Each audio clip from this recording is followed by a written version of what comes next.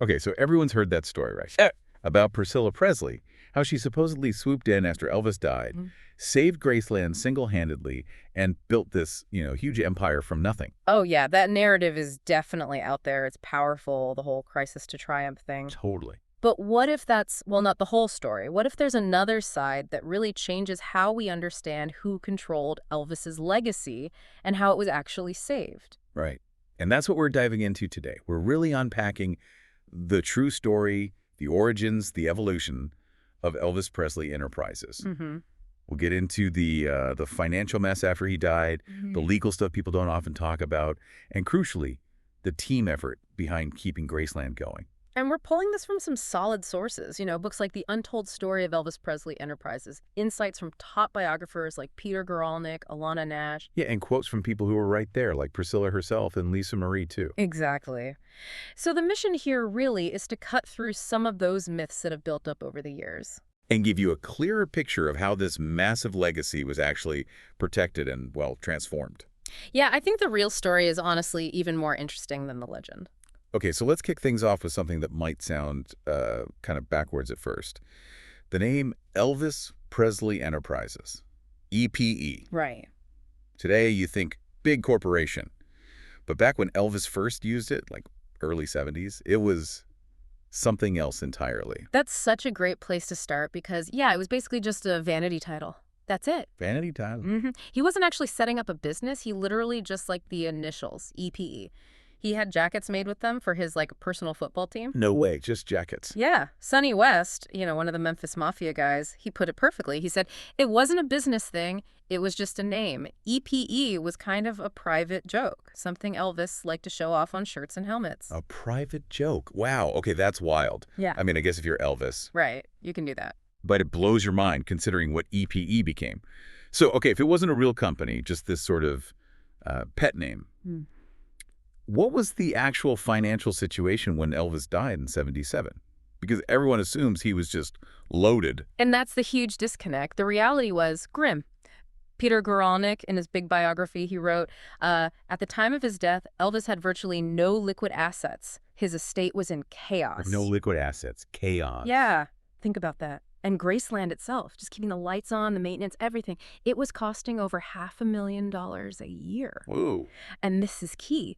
Colonel Parker, his manager, still controlled only his image, the merchandising rights. The estate itself had no real way to make money. It was bleeding cash. Okay, so that really sets the stage for a crisis. With Elvis gone, finance is a mess. Who actually stepped in? Who was responsible for sorting this out? Because it sounds like it wasn't just managing money. It was like stopping the bleeding. Well, initially, the executor named in Elvis's will was his father, Vernon Presley. But then, tragically, Vernon himself passed away just 2 years later, in 1979. Oh, wow. So at that point, the responsibility didn't fall to just one person, which is the common misconception. It actually transferred to 3 co-trustees. 3, not just Priscilla. No, it was Priscilla Presley, yes, but also Joseph Hanks. He'd been Elvis's longtime accountant, knew the finances inside out, and the National Bank of Commerce in Memphis, a trio. Okay, that's huge. That fundamentally changes her role, doesn't it? It's not just her being the public face. Exactly. Alana Nash, another great biographer on Elvis, she pointed this out really clearly. She said something like, Priscilla may have become the face of the estate, but she was never the only one in control. Every decision had to go through the co-trustees. Every decision. Every single one. And maybe even more important, the estate itself, Graceland, everything. Yeah. It wasn't Priscilla's. It all belonged to Lisa Marie. It was held in trust for her until she turned 25. Right. So Priscilla was a trustee acting for Lisa Marie alongside the bank and the accountant. Precisely. That legal structure is absolutely critical to understanding what happened next. Okay, so Graceland's bleeding money, back taxes, bills piling up. You'd think the obvious answer, maybe the only answer, would be sell the place, right? Was that ever seriously considered? Well, people definitely talked about it, but legally, it was basically impossible. Impossible? Why? Because remember, Graceland belonged to Lisa Marie, held in that trust. The trustees, Priscilla, Hanks, the bank, couldn't just sell off a massive asset like that on their own. Oh, okay. They would have needed specific court approval, and all 3 trustees had to agree unanimously. And that never happened. That unanimous agreement, that court approval for a sale, no, it never came. Priscilla herself talked about this back in the early 80s. She said, Graceland wasn't something I could just give up. It belonged to Lisa. I had to protect it for her. No, there's the legal side, but also this huge emotional weight, too, protecting it for Lisa Marie. Absolutely. And protecting what it meant to Elvis himself. He said back in 1960, right after the Army, something like, "I've never been any place I'd rather live than right here in Memphis. I mean that. This is home." Wow, this is home. Yeah. For him, Graceland was about peace, privacy, permanence. It wasn't just property. So, yeah, even after he was gone, selling it wasn't really ever on the cards. They had to find another way. And that other way, Uh, that's when the real Elvis Presley Enterprises, the business, actually gets born. exactly. This is the pivotal moment. To save Graceland, to stop the financial hemorrhage, and honestly, to protect Elvis's image from just being licensed out randomly, the trustees made a big strategic move. What was it? In 1980, they officially founded a new company, Elvis Presley Enterprises, Incorporated, EPE, Inc. This was the actual business entity. Okay, so this is the EPE we know today, essentially, Yeah. born in 1980. Its origins, yes. And Alana Nash nailed the feeling of it. She said EPE was born out of survival. It wasn't glamorous, it was a necessity. A necessity. And did it work? Was it successful quickly? Almost immediately. It was incredible. They decided the best way to generate income was to open Graceland itself to the public. Risky move, maybe. Huge risk. Yeah. But it paid off. Graceland opened its doors in June 1982. The fans just flooded in, lines down the street. Wow. And within 1 year, just 1 year, it turned a profit. It completely stopped the estate's financial freefall. Amazing. So Priscilla was definitely the public face during this time, right? As we saw her promoting it. Oh, absolutely. She was crucial for that public-facing role, representing the family, the legacy. But it's so important to remember she wasn't running the whole show alone behind the scenes. Right. The team effort again. Exactly. You had sharp business minds like Jack Soden, who became CEO, working with the trustees, the estate lawyers. This whole team was really the architects making the actual business function and succeed. Okay, that makes sense.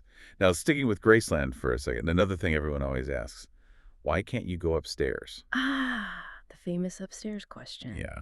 And we hear the emotional reason a lot, which, totally makes sense. It does, and it's very real. Lisa Marie talked about it, I think, around 2005. She said something like, "It's just as he left it, his closet, the bed, everything. That space is sacred. And you absolutely respect that, keeping his private sanctuary private." Completely. But I've also heard rumors, whispers maybe, that there's a more practical reason too, like a structural one. That's absolutely true. And it's just as important, maybe even more decisive from a purely operational standpoint. Okay. Think about the sheer number of people going through Graceland every day. Thousands. The upstairs, his private bedroom suite, the bathroom. It was just never built structurally to handle that kind of constant heavy foot traffic. Yeah, like the floor joists, the staircase. Exactly. We're talking about needing serious reinforcement. According to structural engineer reports Graceland commissioned over the years, opening it safely would mean basically gutting the upstairs structure. Tutting it. Yeah, adding steel supports, probably needing much wider stairwells for access and safety, fire escapes, fundamental changes. So it's a paradox then. It really is. To keep the upstairs authentic, to preserve it as his private space, historically intact, they had to keep the public out. Because letting the public in would actually destroy its original character. Precisely. Opening it would mean changing it so much it wouldn't be the space Elvis knew. Yeah. So both the emotional respect and the practical structural limits keep it closed. Okay, putting all these pieces together now. The trustees, the legal constraints, the team effort, the real founding of EPE Inc., even the practical reasons for the upstairs. Where does this leave that original story? The one about Priscilla as the sole savior. Well, it means that story, while maybe compelling, is simplified, dramatically simplified. Okay. Over the years, you know how narratives evolve. Through interviews, books, even movies, that angle, Priscilla as the solo hero, definitely got amplified. It's a good story. But then you have other sources, like some of the guys from the Memphis Mafia in their book Revelations, offering a different take. They basically said, she didn't do it alone, she just made sure everyone thought she did. Now, that might be a bit harsh, but it points to that counter-narrative. So the truth is somewhere in between, acknowledging her real vital contributions. Absolutely vital. Her presence, her advocacy, her connection was crucial. It was always within that larger framework. Yeah. The team, the lawyers, the bank, the accountant, all governed by the legal structure of the trust. Exactly. She wasn't the owner. She wasn't the sole decision maker. And while she played a key part, she wasn't the lone savior. It was a collective effort under very specific legal and financial pressures. Okay, let's try and boil this down then. What are the absolute essential takeaways for you listening right now? Okay, point one, Elvis. He earned that legacy. His talent, his work created it all. Right, foundational. Point two, Lisa Marie. She inherited it. Legally, morally, it was hers. Point three, a team protected it. Trustees, including Priscilla, plus accountants, lawyers, business managers like Soden, they navigated the crisis. Got it. And point four, Priscilla helped, definitely. Her role was important, visible, passionate. But she didn't save Graceland or build EPE Inc. all by herself. It just wasn't legally or practically structured that way. And it feels like Lisa Marie herself acknowledged that collective effort later on. She did. There's a quote from her around 2003 where she said, "They did what they had to do to preserve my father's legacy. I'm proud of what it became." That "they" feels really significant, doesn't it? It really does. Okay, what a journey unpacking that. But something tells me the story isn't quite finished. EPE rises, Graceland is saved, but there was still this other figure looming large, wasn't there? Yeah. Someone with huge power over Elvis's image and money, even after death. Oh, absolutely. The elephant in the room, or maybe the colonel in the room. Before EPE could truly control its own destiny, its own image, its own finances. They had to deal with Colonel Tom Parker. Exactly. And the legal fight that ensued was monumental. There's a quote from Judge Joseph Evans, who oversaw the case in 1983, that just lays it bare. He called the arrangements between Parker and Elvis unethical and, crucially, a clear breach of fiduciary duty. Breach of fiduciary duty, meaning Parker wasn't acting in Elvis's best interest. Not according to the court. He was acting in his own best interest, often at Elvis's expense. And untangling that financial web, those contracts, that was the next massive battle for the estate. Okay, well, you definitely won't want to miss our next deep dive then. We're going to get right into those shocking contracts, the courtroom drama, the whole fight. And the moment the Presley estate finally, truly took back control of Elvis's legacy. Join us next time for part 2, the lawsuit that freed Elvis's legacy.